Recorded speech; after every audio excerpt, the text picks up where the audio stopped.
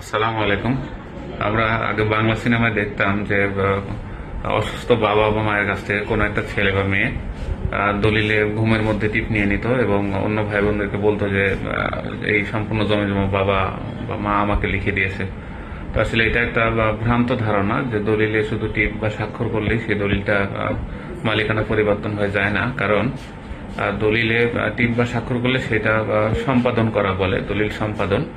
কিন্তু রেজিস্ট্রেশন আইনের 35 ধারা মতে সেই সম্পাদন যদি দাতা নিজে মুখে সাব রেজিস্ট্রার সামনে সে স্বীকার না করে যে আমি জমিটি বিক্রি করলাম বা দান করলাম, তো ততক্ষণ পর্যন্ত কিন্তু জমির মালিকানা ট্রান্সফার হবে না, জমিটি রেজিস্ট্রিও হবে না। তো আশা করি আপনারা বুঝতে পারছেন যে দলিলে শুধু জোরপূর্বক কেউ স্বাক্ষর করলো বা টিপ নিল তাতেই জমি রেজিস্ট্রি হয়ে যাবে না, যতক্ষণ না পর্যন্ত সাব রেজিস্ট্রার সামনে শুনানি করে বলবে যে এই জমিটি আমি স্বেচ্ছায় সজ্ঞানে বিক্রি করলাম বা দান করলাম, হস্তান্তর করে দিলাম, এবং তিনি সরকারি থাম বইতে টিপ না দিবেন, ততক্ষণ পর্যন্ত জমিটি রেজিস্ট্রি হবে না। ধন্যবাদ সবাইকে।